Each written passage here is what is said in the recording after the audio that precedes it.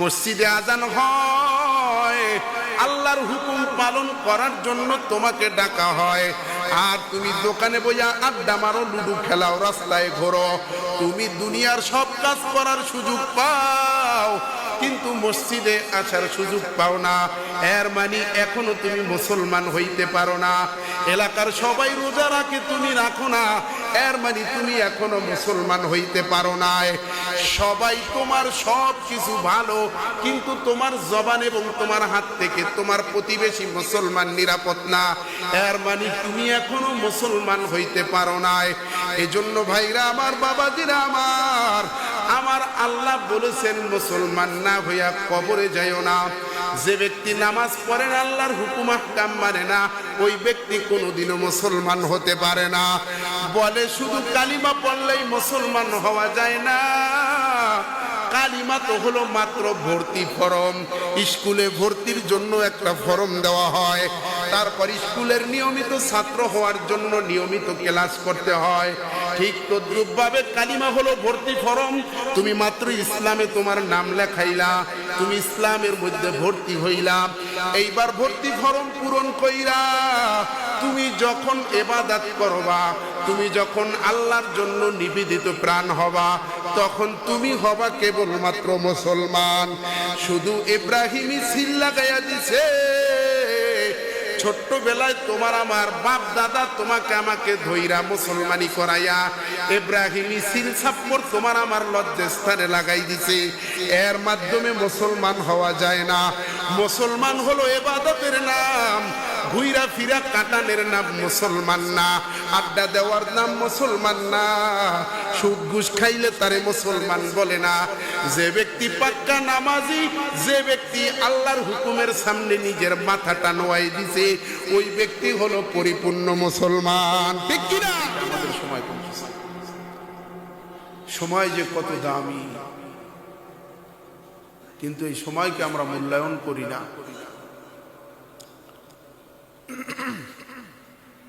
Masnavi Rumi রহমতুল্লাহ আলাইহি Masnavi শরীফে একটা উদাহরণ দিয়েছেন চমৎকার করে, যদিও এটা একটা গল্পের মতন, যে এক লোক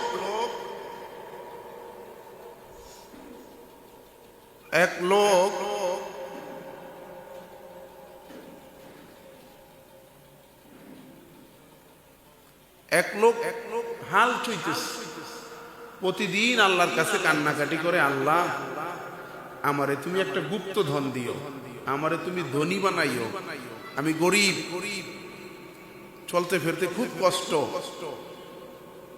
আল্লাহর কাছে প্রতিদিন কান্নাকাটি করে। তো একদিন চকে গেছে হাল চইতে, খেতে হাল চইতে যাওয়ার পরে নাঙ্গলের সাথে বাইজা একটা পিতলের একটা কলসি উঠছে। পরে দেখে ওই কলসির ভিতর, যেটা আমাদের দেশে বলে মার্বেল, মানে আমাদের আঞ্চলিক ভাবে বরিশালে মার্বেল বলে, অনেক জায়গায় বেয়ারিংও বলে, ওই যে বাচ্চারা খেলায় এইভাবে করে বিরিং বলে। তো সে দেখে যে এক কলসি বিরিং, আসলে ওইটা বিরিং ছিল না, ওইটা ছিল মানিক্য। সে তো মানিক্য চিনত না, সে মনে করছে বিরিং। যেমন আমরা হায়াতের মূল্যায়ন আমাদের কাছে নাই, হায়াত যে দামি বস্তু এটা চিনতেছি না এখন। তো এইবার আল্লাহর বান্দা ওইটা উঠাইছে, উঠাইয়া কয়, আল্লাহ তোমার দ্বারা চাইলাম কি আর তুমি দিলা কি? চাইলাম কিছু ধন সম্পদ, শোনা গয় না, তুমি দিলে কতগুলো বিরিং, এই বিরিং দিয়ে কি করবো আমি? যাক, আল্লাহ যখন দিছে কি করবো, নিয়ে যাই বাড়ি। বাড়ি নিয়ে গেছে, আর ওই যে গুলাইল বাস বানাইছে, বানাইয়া এখন ওই গুলান দিয়া পাখি মারে। গুলাল বাস দিয়ে কি করে? ওই বিরিং দিয়া গুলাল বাস দিয়ে পাখি মারে। পাখি মারতে মারতে একদিন এক বন্ধু কয়, দোস্ত রে, ল দুইজনে মিললা একটু শহরটা ঘুরে দিতাম। তো এইবার গ্রাম থেকে শহরে গেছে ঘুরতে। তো ঘুরতে যাওয়ার পরে অনেক পুরা শহর ঘুরে ঘুরে এক জুয়েলারি দোকানের সামনে আসছে। আইসা দেখে যে এই জুয়েলারি দোকানে চতুর্দিক থেকে সুন্দর সাজানো দোকান, পরিপাটি, যেমন ডেকোরেশন হয় জুয়েলারি দোকানে। ওই জুয়েলারি দোকানের কাঁচের ভিতর একটা ওই যে বেরিং, ওইটা সাজায় রাইখা দিছে। এখন ওই পাগলায় যায় বলতেছে, ভাই আপনার দোকানটা একটু ঘুরে ঘুরে দেখতে পারি? দেখো। দেখছে, দেখে এত সুন্দর দোকান, খুব ভালো লাগছে আমার কাছে। এগুলো গ্রামে দেখা যায় না, শহরে এসে দেখতে পারলাম। তবে আপনার এই যে গ্লাসের ভিতর এই ছোট একটা বেয়ারিং থুয়ে দিছেন, বিরিং থুয়ে দিছেন, এইটা কি জন্য থুইছেন? এটার কি এত মূল্য যে এত দামি দোকানে কাঁচের গ্লাসের ভিতরে এইটারে যত্ন কইরা তালা মাইরা রাইখা দিছেন? বুঝলাম না ব্যাপারটা কি। আরে মিয়া, তুমি তো গ্রামের মানুষ, এইটার মূল্য কি বুঝবা? এইটাকে বলা হয় মানিক্য। এটা 7 রাজার ধন। এটা রাজা বাদশাদের ছাড়া কারো কাছে থাকে না, সব রাজা বাদশার কাছে নাইও। এটার এত মূল্য, এটা যার কাছে থাকে তার খুব দাম। কোন কি এটা মানিক্য? কয় হ দূর। এই যে আমার কোষে এখনো কটা আছে বাড়ি করছে, দেখছেন? আমি এইগুলো গুলেল বাস মারিয়ে শেষ করছি, আর আপনি কইতেছেন 17,000 ধন। এটা অনেক মূল্যবান। এটা একটা কথা। দোকানদারে কয়, দোকানদারে মনে করছে যে বাসা টাসা হইবে, সিভিলে মনে হয় ঘুরতে আসছে। যাহাবো না, মাফ করে দেন, চিনি না। কারণ কি যাহাবো না, কি কোন? ভাই আপনার কাছে যে জিনিস, এটা বাদশা ছাড়া কারো কাছে থাকতারে না। ও কপালের মধ্যে হাত দিয়া আহ করে ঠাস করে জমিনের মধ্যে বেউস হয়ে পড়ে গেছে। কি করলাম? হায় হায়। এখন খালি কয় কি করলাম, কি করলাম আমি? একটার দাম যদি 7,000 ধনের চেয়েও বেশি হয়, আমারে তো আল্লাহ এক কলস দিছে। বলে এই যে এক একটা মানিক্য যে 7,000 ধনের চেয়েও বেশি দাম। রুমি রহমতুল্লাহ আলাইহি বলেন যে এই মানিক্যর আর কি দাম? বলে মানুষের প্রত্যেকটি মুহূর্ত, হায়াতের প্রত্যেকটি সেকেন্ড এই 7 রাজার ধনের চেয়েও আরো হাজার হাজার লক্ষ গুণ বেশি দাম। কিন্তু আমাদের হায়াতের মূল্যায়ন আমাদের কাছে নাই, সময়ের মূল্যায়ন আমাদের কাছে নাই। এজন্য ভাই, সময়ের মূল্যায়ন করতে হবে। এখন যদি আপনি সময়ের মূল্যায়ন করেন, এখন আপনি ধরেন আপনি যুবক আছেন, এই যুবক বয়সের সময়ের মূল্যায়ন যদি করেন, এখন আপনি দৌড়াইয়া নামাজে আসতে পারেন, দৌড়াইয়া আপনি ওয়াজ মাহফিলে যাইতে পারেন, যুদ্ধ করতে পারেন, জিহাদ করতে পারেন, কাফেরদের বিরুদ্ধে লড়তে পারেন, বাতিলের বিরুদ্ধে আপনি দাঁড়াতে পারেন।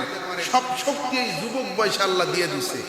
বলে এই যুবক বয়সে যদি এই ইবাদত আপনি করেন, যখন আপনি বুড়া হয়ে যাবেন, আমার আল্লাহ ফেরেশতাদেরকে ডেকে ডেকে বলবে, ও আমার ফেরেশতারা, আমার এই বান্দা তার জীবদ্দশায় সে দৌড়াইয়া দৌড়াইয়া নেক আমল করেছে। হায়াতের জিন্দেগিতে যুবক বয়সটা আমার বান্দা খুব দামি মনে করছে, দৌড়াইয়া দৌড়াইয়া ইবাদত করতে গেছে, কাজের জায়গায় রইছে, আজান হইছে, নামাজে চইলা গেছে, দোকানের জায়গায় রইছে। আমার বান্দা যুবক বয়সে দৌড়াইয়া ইবাদত করার জন্য মসজিদে চলে গেছে, তাবলিগে চলে গেছে, বিভিন্ন পীর মাশায়েখদের খানকায় চলে গেছে।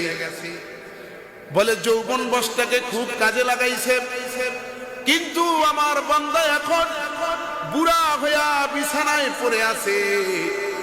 আমার বান্দা এখন অসুস্থ, চাইলেও মসজিদে যেতে পারে না, চাইলেও যুবক বয়সে যে ইবাদত করছে ওই ইবাদত গুলো করতে পারে না।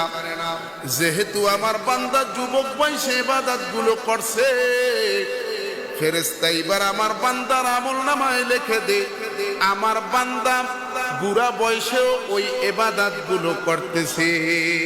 সুবহানাল্লাহ। বলে এটা পেনশন। এটা কি পেনশন?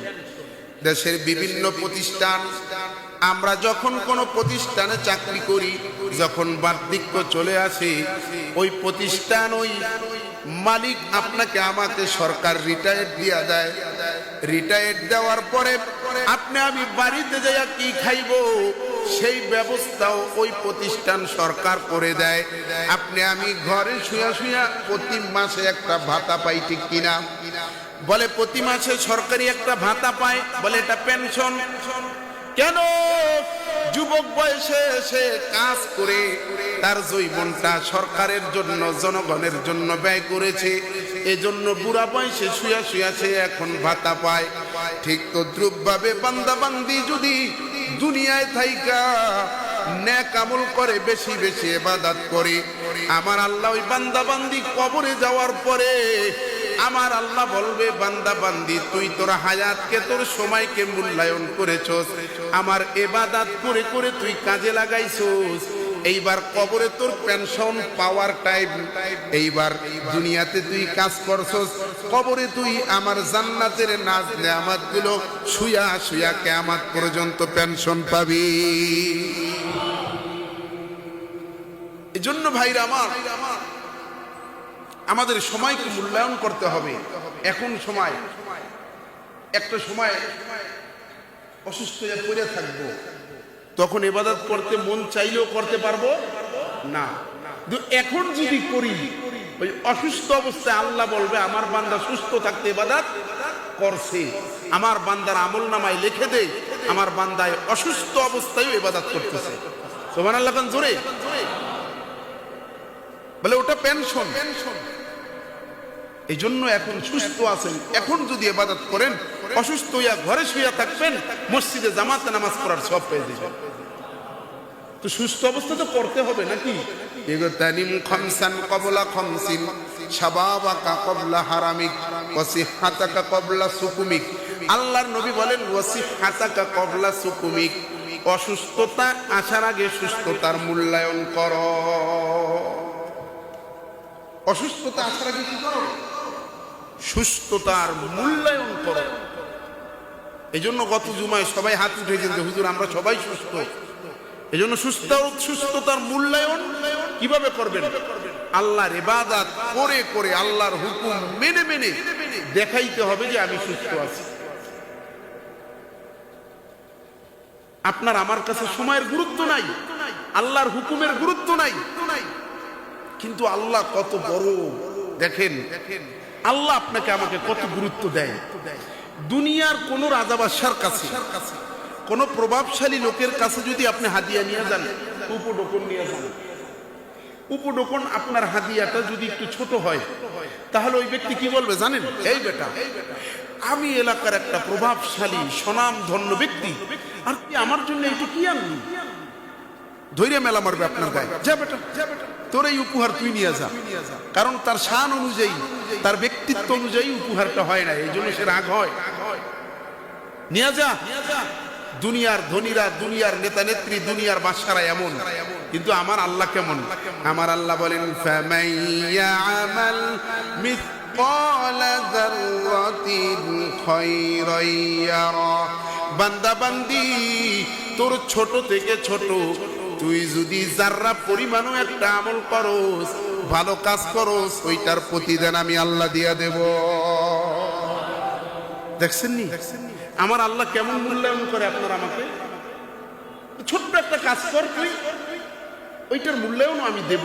কিন্তু দুনিয়ার মানুষ আপনার ছোট কাজের মূল্যায়ন করবে না। আপনি এমন জায়গায় গেছেন, আপনাকে সন্ত্রাসীরা ধরেছে, ডাকাইতে ধরেছে, ধইরা নিয়া এমন জায়গায় ফালাইছে, চতুর্দিকে অন্ধকার, বাগানের ভিতর, জঙ্গলের ভিতর আপনাকে নিয়ে রাখছে। আপনি কোন দিকে ফিরা নামাজ পড়বেন আপনি পশ্চিম নির্ণয় করতে পারেন না, কারণ চতুর্দিকে অন্ধকার।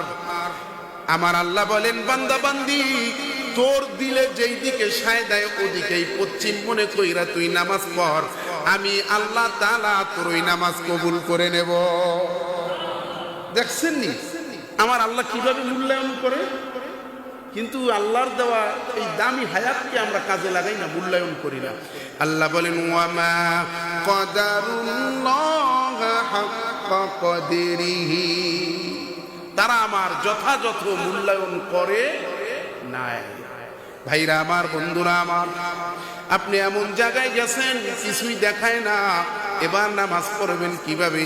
এবার আপনি দাঁড়িয়ে গেছেন নামাজে, 4 রাকাত নামাজের 2 রাকাত পড়া হয়েছে, এমন মুহূর্তে আপনার নজরে আকাশের চাঁদ পড়ে গেছে, আপনি এইবার বুঝতে পারছেন চাঁদ যেদিকে পশ্চিম ওই দিকে, ঠিক কিনা?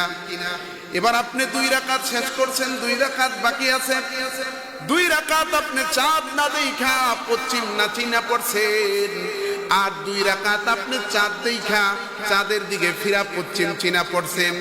আমার আল্লাহ বলে, বান্দা বান্দি, তুই যেই 2 রাকাত পশ্চিম না চিনা পড়ছস আর 2 রাকাত যে পশ্চিম চিনা পড়ছস, তোর যেই 2 রাকাত পশ্চিম চিনা পড়ছস ওই 2 রাকাত যেমন আমি আল্লাহ কবুল করে নিলাম, যেই 2 রাকাত পশ্চিম না চিনা পড়ছস ওই 2 রাকাতও কবুল করে নিলাম।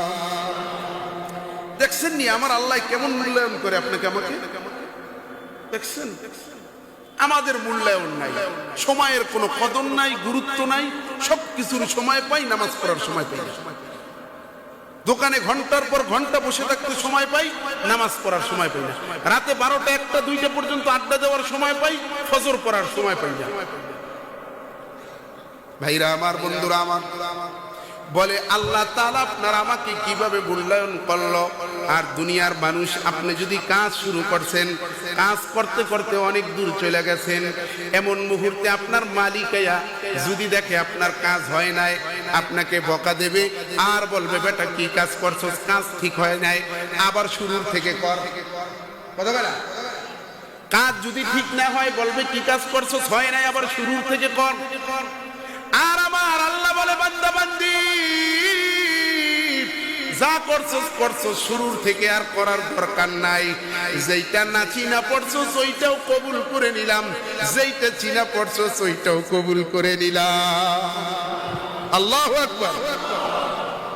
দেখছেন নি আমার আল্লাহ বান্দা বান্দি আমলকে কত প্রাধান্য দেয়, গুরুত্ব দেয়, মূল্যায়ন করে, কিন্তু আমরা কোনো মূল্যায়ন আমাদের নাই। সময়ের প্রতি কোনো মূল্যায়ন নাই, সময়ের কোনো কদর আমাদের কাছে নেই। হাঁটা চলা খাওয়া ফেরার সব সময় আমরা পাই, কিন্তু মসজিদে আসার সময় পাই না। অনেকে বলে, হুজুর দোয়া করবেন, খুব অসুস্থ। কিরে ভাই, মসজিদে দেখি না। কয়, হুজুর অনেক অসুস্থ, মসজিদে আসতে মন চায় কিন্তু আসতে পারি না, অনেক অসুস্থ, হুজুর দোয়া করেন। আমি বলি, যেই সময় আসার সময় ছিল, সুস্থ ছিল, সেই সময় আসো নাই, এখন অসুস্থ হয়ে পড়ে রইছে, এখন খালি আফসোস করে, হুজুর মসজিদে যাইতে পারি না। আছে না নাই? ভাইরা আমার, এই জন্য সময়টাকে কাজে লাগান।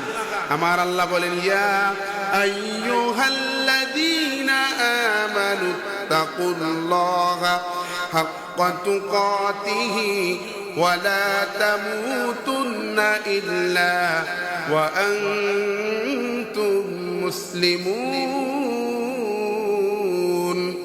ভাইরা আমার, বাবাজিরা আমার, সূরা আলে ইমরানের 101 নম্বর আয়াত। আমার আল্লাহ বলে, হে ঈমানদারেরা, ইয়া আইয়ুহাল্লাযীনা আমানু, হে ঈমানদারেরা, তোমরা আমি আল্লাহকে ভয় করার মতন ভয় করো। হাক্কা তুকাতিহি, সাবধান, মুসলমান না হইয়া তোমরা কেউ মৃত্যুবরণ করিও না। কি না হইয়া? হায় হায়, এটা কেমন কথা? তাইলে আমরা কি মুসলমান না? আমরা কি মুসলমান না? বলে, আমাদের কাজকর্ম যা আছে তা দেখে আমাদেরকে মুসলমান মনে হয় না। মুসলমান ভিন্ন জিনিসের নাম, মুসলমানি বুয়াদ গর্দান নেহাদান। বলে, মুসলমানিত্ব হলো নিজের গর্দানকে আল্লাহর সামনে আত্মসমর্পণ করা, আল্লাহর হুকুমের সামনে নিজের গর্দানকে নোয়াই দেওয়া। মসজিদে আজান হয়, আল্লাহর হুকুম পালন করার জন্য তোমাকে ডাকা হয়, আর তুমি দোকানে বইয়া আড্ডা মারো, লুডু খেলাও, রাস্তায় ঘোরো, তুমি দুনিয়ার সব কাজ করার সুযোগ পাও, কিন্তু মসজিদে আসার সুযোগ পাও না। এর মানে এখনো তুমি মুসলমান হইতে পারো না। এলাকার সবাই রোজা রাখে, তুমি রাখো না, এর মানে তুমি এখনো মুসলমান হইতে পারো না। সবাই তোমার সব কিছু ভালো, কিন্তু তোমার জবান এবং তোমার হাত থেকে তোমার প্রতিবেশী মুসলমান নিরাপদ না। এর মানে তুমি এখনো মুসলমান হইতে পারো নাই। এজন্য ভাইরা আমার, বাবাজিরা আমার আল্লাহ বলেছেন মুসলমান না হইয়া কবরে যাইও না। যে ব্যক্তি নামাজ পড়ে না, আল্লাহর হুকুম আহকাম মানে না, ওই ব্যক্তি কোনোদিনও মুসলমান হতে পারে না। বলে শুধু কালিমা পড়লেই মুসলমান হওয়া যায় না। কালিমা তো হলো মাত্র ভর্তি ফরম। স্কুলে ভর্তির জন্য একটা ফরম দেওয়া হয়, তারপর স্কুলের নিয়মিত ছাত্র হওয়ার জন্য নিয়মিত ক্লাস করতে হয়। ঠিক তদ্রূপভাবে কালিমা হলো ভর্তি ফরম। তুমি মাত্র ইসলামে তোমার নাম লেখাইলা, তুমি ইসলামের মধ্যে ভর্তি হইলা। এইবার ভর্তি ফরম পূরণ কইরা তুমি যখন ইবাদত করবা, তুমি যখন আল্লাহর জন্য নিবেদিত প্রাণ হবা, তখন তুমি হবা কেবলমাত্র মুসলমান। শুধু ইব্রাহিমই সিল লাগাইয়া দিছে। ছোট্টবেলায় তোমার আমার বাপ দাদা তোমাকে আমাকে ধইরা মুসলমানি করাইয়া ইব্রাহিমী সিল ছাপ্পর তোমার আমার লজ্জাস্থানে লাগাই দিছে। এর মাধ্যমে মুসলমান হওয়া যায় না। মুসলমান হলো ইবাদতের নাম, ঘুইরা ফিরা কাটানের নাম মুসলমান না, আড্ডা দেওয়ার নাম মুসলমান না, সুদ ঘুষ খাইলে তারে মুসলমান বলে না। যে ব্যক্তি পাক্কা নামাজি, যে ব্যক্তি আল্লাহর হুকুমের সামনে নিজের মাথাটা নোয়াই দিছে, ওই ব্যক্তি হলো পরিপূর্ণ মুসলমান। ঠিক কিনা? এজন্য ভাইরা আমার, বাবাজিরা আমার আল্লাহ বলেছে মুসলমান না হইয়া কবরে যেও না। আমাদের প্রত্যেককে মুসলমান হতে হবে। আমাদের প্রত্যেককে মুসলমান হতে হলে আজকে থেকেই ইবাদত শুরু করতে হবে। আমার আল্লাহ বলেন সূরা হুজুর একেবারে শেষ নাম্বার আয়াত, আমার আল্লাহ বলেন, আমার আল্লাহ তাআলা বলেন যে বান্দা বান্দি মৃত্যু পর্যন্ত ইবাদত করো। কোন পর্যন্ত? মৃত্যু পর্যন্ত। ওয়াবুদু রাব্বাকা হাত্তা ইয়াতিয়াকাল ইয়াকিন। আল্লাহু আকবার। আমার আল্লাহ বলে বান্দা বান্দি মৃত্যু পর্যন্ত ইবাদত করো। ইবাদত হবে কতক্ষণ? ইবাদত হবে কতক্ষণ? বলেন জীবন আছে যতক্ষণ। ইবাদত হবে কতক্ষণ? কথা হয় না জোরে। ইবাদত হবে কতক্ষণ? জীবন আছে যতক্ষণ ইবাদত হবে ততক্ষণ। মরণের আগ পর্যন্ত ইবাদত। দুনিয়ার সব কিছুর ছুটি আছে, ইবাদতের কোনো ছুটি নাই। আমার আপনার নবী দুইজন সাহাবীর কাঁধে ভর কইরা মরণের আগেও মসজিদে যাইয়া নামাজ পড়ছে। নবীজির পাও মোবারক এইভাবে মাটির সাথে টানতে টানতে গেছে। কত কষ্ট কইরা তাহলে নবী আমার মসজিদে গেছে। কিন্তু আপনি আমি এত সুস্থ, শরীরে কোনো ব্যারাম পীড়া নাই, শরীরে কোনো অসুবিধা নাই, তারপরও আপনি আমি ইবাদত করতে পারি না। কিন্তু আমার আল্লাহ বলেছে বান্দা বান্দি বুড়া হইলে ইবাদত করতে হবে, এটা আমি বলি নাই। মরণ পর্যন্ত ইবাদত করতে হবে। বলে যেদিন থেকে তুমি বালেগ হইছো ওদিন থেকে মরণ পর্যন্ত ইবাদত। বলে ইবাদত চলবে কতক্ষণ? আপনার আমার ভিতর জীবন আছে যতক্ষণ। ঠিক কিনা? কই হুজুর এখনো তো সময় হয় না, বয়স কম। আরে বেটা কি বয়স? তুমি যে বাঁচবাই গ্যারান্টি তোমার কে দিল? এজন্য সময়ের মূল্যায়ন করতে হবে। এজন্য মৃত্যু পর্যন্ত ইবাদত। আল্লাহ বলেছেন ওয়াবুদু রাব্বাকা হাত্তা ইয়াতিয়াকাল ইয়াকিন। মৃত্যু পর্যন্ত ইবাদত করতে হবে। ইবাদতের কোনো ছুটি নেই। আর আমাদের কোনো খবরই নেই। সময় যাইতেছে তো যাইতেছে। এই যে শুনতেছি, খালি শুনতেই আছি, কিন্তু আমলের কোনো ফুসরাত আমাদের নেই। শুধু শুনতে মজা লাগে। লাখ লাখ টাকা দিয়া বক্তা আনো, আছে না নাই? আর আমরা গেলে মাহফিলে আইসা দেখি ভাড়ার টাকা দিতে দিতে যা দিছে হাদিয়া শেষ। কারণ আমরা তো আর ভাইরাল না। বলে যারা ভাইরাল তাদের কেন একটা ফজরের নামাজ পড়ে না ঠিক মতো। ভাইরাল খোঁজে। আর আমরা যারা 5 ওয়াক্ত পড়ি ঠিক মতো, রাত 3টায় ঘুমাইলেও ফজর পড়ি, আমাকে দাম নাই। যারা ভাইরাল এগো দাম। ভাইরালের পিছে ঘুরলে হবে না, আমলের পিছে ঘুরতে হবে। কার আমল আছে এটা দেখতে হবে। ভাইরা আমার, বন্ধুরা আমার, এজন্য সময়ের খুব মূল্য, হায়াতের খুব মূল্যায়ন করবেন। আজকে থেকে এক ওয়াক্ত নামাজও ছাড়বেন না, মৃত্যু পর্যন্ত ইবাদত করবেন। কে কে রাজি আছেন? আল্লাহু আকবার। আল্লাহ সবাইকে কবুল করে নাও। হাত নামান, দোয়া করে দিছি, আল্লাহ কবুল করতে পারে কিনা? যারা হাত উঠাইছেন, যারা উঠায় না, ভাইরা আমার, বাবাজিরা আমার, কোন মজলিসে কার দোয়া কবুল হয় জানা যায় না। এখানে হাজার মানুষ, যে কোনো একজনের উসিলায় কবুল হয়েও যাইতে পারে, ঠিক কিনা? এই জন্য ভাইরা আমার, বাবাজিরা আমার, মৃত্যু পর্যন্ত ইবাদত করবেন। আজকে যে ইবাদতের কত দাম আপনার আমার জানা নাই, আপনি আমি জানি না। মরার পর আপনি আমি আফসোস করবো, আহারে আর একবার যদি সুবহানাল্লাহ বলতাম, আর একবার যদি আলহামদুলিল্লাহ বলতাম, তাহলে না কতই ভালো হইতো। দুই বন্ধু একসাথে বড় হয়েছে, একসাথে জন্মগ্রহণ করছে, দুই বন্ধু একসাথে বালেক হয়েছে, একসাথে এক সমান ইবাদত করছে, একসাথে মৃত্যুবরণ করছে, মরার পর একসাথে দুইজন জান্নাতে গেছে। এবার নিচতলায় যেই বন্ধু, নিচতলার বন্ধু, দোতলায় যেই বন্ধু আছে, ওই বন্ধুর দোতলার উপর থেকে, জান্নাতের ভিতর থেকে এমন একটা সুর ভেসে আসে, এমন একটা মধুর সুর, যেই সুরটা নিচতলার বন্ধুর জান্নাতে নাই। এবার আল্লাহকে ডাক দিছে, মালিক কারণটা কি বুঝলাম না। বলে কি হইছে বান্দা? কয় আমার উপরতলার বন্ধু আর আমি নিচতলার বন্ধু দুজন একদিনে জন্মগ্রহণ করেছি, এক সময় একসাথে বালেক হয়েছি, এক সময় ইবাদত করেছি, এক সময় একদিনেই মারা গেছি। আয় আল্লাহ, তাহলে এমন কি কাজ সে আমার থেকে বেশি করলো, যেই কাজের কারণে তার জান্নাতে যে মায়াবী মধুর সুরটা আছে, ওই সুরটা আমার জান্নাতের ভিতর নাই। আমার আল্লাহ বলে, বান্দা তুই ঠিকই বলেছস, তুই আর তোর বন্ধু একসাথে জন্মগ্রহণ করছস, একসাথে বালেক হইছস, এক সমান ইবাদত করছস, একসাথে মৃত্যুবরণ করছস, একই জান্নাতে আছস। তুই নিচতলায়, তোর বন্ধু দোতলায়, নিয়ামত সবই ঠিক আছে একই, কিন্তু মাঝখান দিয়া তোর বন্ধুর জান্নাতে যেই সুর আছে, তোর জান্নাতে নাই। বলে হ্যাঁ। বলে কেন আল্লাহ? কয় কারণটা হলো ইবাদত এক সমানেই হইছে, কিন্তু দুনিয়াতে তোর এই বন্ধুটা তোর চেয়ে বেশি একবার সুবহানাল্লাহ বেশি বলছিল। আল্লাহু আকবার। বলে একবার সুবহানাল্লাহ বলার কারণে যদি জান্নাতে এত দামি হয়ে যাইতে পারে। এবার ওই বান্দা বলে, আল্লাহ আমার বন্ধুর আর আমার মধ্যে ডিফারেন্স কেমন? একবার সুবহানাল্লাহ বলে সে কেমন দামি হইছে।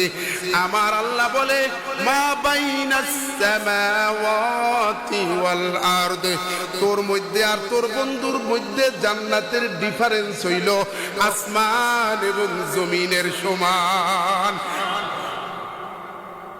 এজন্য একবার সুবহানাল্লাহ বলার কারণে যদি জান্নাতের ডিফারেন্স আসমান জমান সমান হয়ে যাইতে পারে, এত বড় হইতে পারে তারটা বেশি বলার কারণে, তো আমরা যদি হাজারবার বলি, লক্ষবার বলি, আমাদের হায়াতের প্রত্যেকটা মিনিট, প্রত্যেকটা সময় যদি আমরা মূল্যায়ন করি, নিঃশ্বাসে নিঃশ্বাসে যদি মালিকের জিকির করি, তাহলে আমাদের হায়াতটা কত দামি হয়ে যাবে বলেন তো?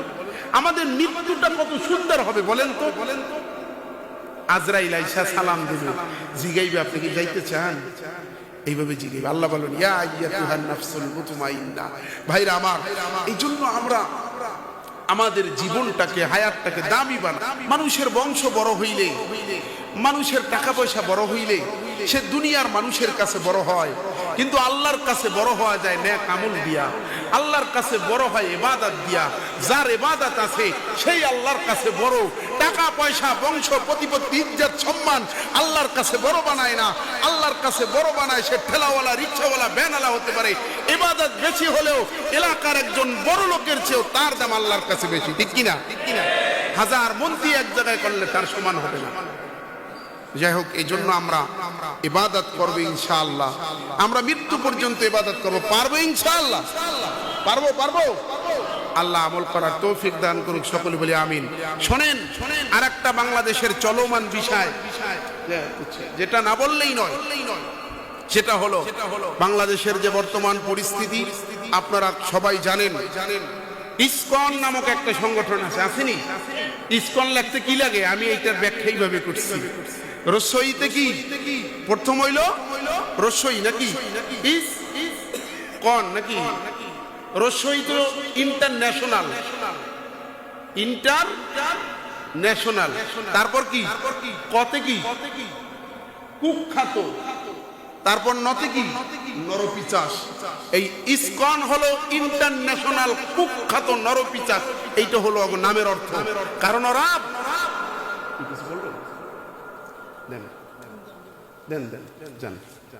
ওরা চট্টগ্রামে আমার একজন ভাই, একজন মুসলমান আইনজীবীকে গলা কেটে হত্যা করেছে, দেখছেন নি আপনারা?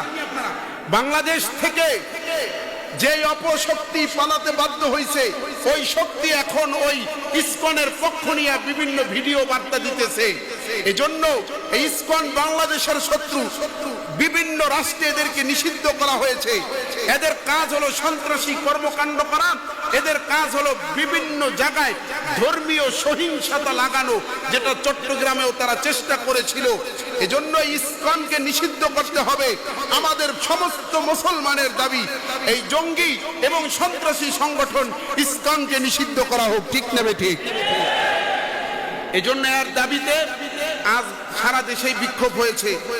আজকে বাদ জুমা ইকুরিয়া বিআরটির সামনে গণবিক্ষোভ হবে, আপনাদের সবার দাওয়াত, সবাই নামাজ শেষ করে যাবেন। আপনারা দেখছেন কত সাহস থাকলে এই দেশে ওরা নিজেদেরকে সংখ্যালঘু দাবি কইরা সংখ্যা গুরু যারা মুসলমান তাদেরকে হত্যা করা হয়। আর আমাদের দেশের একটা সংগঠন যারা প্রথম আলো পত্রিকার সামনে গিয়ে মুসলমান গরু জবাই দিয়ে জিয়াফত করতে চাইছে, প্রথম আলো অফিসে হামলাও করে নাই, সেইটার ব্যাপারে মির্জা ফখরুল সাহেব কথা বলছে যে পত্রিকা অফিসে হামলা করা হয়, এটা সহ্য করা হবে না। কিন্তু আমার একজন ভাইকে হত্যা করা হলো, ইন্ডিয়ার দালালরা এই দেশে থেকে মুসলমানদেরকে মারতেছে, এই ব্যাপারে তিনি কোনো কথা বলেন নাই। সর্ববৃহৎ বাংলাদেশে একটা দল, আমরা তাদের মুখ থেকে এই ব্যাপারে কথা দাবি করি, ঠিক নেবে ঠিক? ভাইরা আমার, এই জন্য আমাদের দাবি ইসকন নিষিদ্ধ হোক। হিন্দুরা তারা বাংলাদেশি, আমরাও বাংলাদেশি, তারা এই দেশে থাকবে নিরাপদে। আমাদের পক্ষ থেকে তাদের উপরে কোনো চাপ নাই, আসেনি? তাদেরকে দিয়া এই অপশক্তি স্বৈরাচারী যারা বিদায় হয়েছে তাদেরকে ইসকন দিয়া তারা এই দেশে একটা ঝামেলা পাকাইতে চায়। আবার সেই আমাদের সাবেক প্রধানমন্ত্রীকে আনার জন্য পায় তারা, কিন্তু হবে না। এজন্য আপনারা সজাগ থাকবেন। এবং প্রথম আলো পত্রিকা এটা ইন্ডিয়ান প্রকাশ্য সবসময় ইন্ডিয়ান পক্ষপাতিত্ব করে, এই পত্রিকা কেউ কিনবেন না। এটাকে আমরা ঘৃণা করি। এটা প্রথম আলো না, এটা প্রথম অন্ধকার। এটার নাম কি? প্রথম অন্ধকার। ওরা ইন্ডিয়ার দালাল, এই দেশে ইন্ডিয়াকে ওরা বসাতে চায়। এই জন্য আপনারা দেখেছেন মিছিল হইতেছে ইন্ডিয়াতে কি মিছিল হইতেছে? যে তারা চট্টগ্রাম, কুমিল্লা, নোয়াখালী, খুলনা এইটা তারা তাদের রাষ্ট্রে নিতে চায়, তারা চায় মিছিল করতেছে। চিন্তা করছেন বাংলাদেশে কি হয়েছে? একটা হিন্দুরে ওরে নাকি ইসকন বহিষ্কার করছে, ওরে ধরছে, তাতে 5 ঘন্টা সময় যায় না, ওরে ধরছে। এর মধ্যে সবাই মিছিলে নেমে গেছে, আন্দোলনে নেমে গেছে। দেখছেন ওরা কেমন ঐক্যবদ্ধ। আর আজকে যদি এখান থেকে আমাকে গ্রেফতার করা হয়, এই মুসল্লিরা যাবেনি একটা। যদি ধর্মীয় কোনো বিষয়, যদি দুর্নীতির বিরুদ্ধে কথা বলে যদি আমি জেলে যাই, তখন তারা বলবে হুজুর আপনি বলছেন তা। আর তারা দেখেন তাদের ধর্মীয় নেতাকে, আমিও তো আপনাদের ধর্মীয় নেতা, তারা তাদের ধর্মীয় নেতাকে সারানোর জন্য 5 ঘন্টা যায় নাই, গ্রেফতার হয়েছে। এর মধ্যে সারা দেশ তুলকালাম করে ফেলেছে। কিছুদিন আগে গোপালগঞ্জে 3 জনকে পিটে হত্যা করছে মুসলমান, দেখেন নাই? কোথায় পায় ওরা এত সাহস?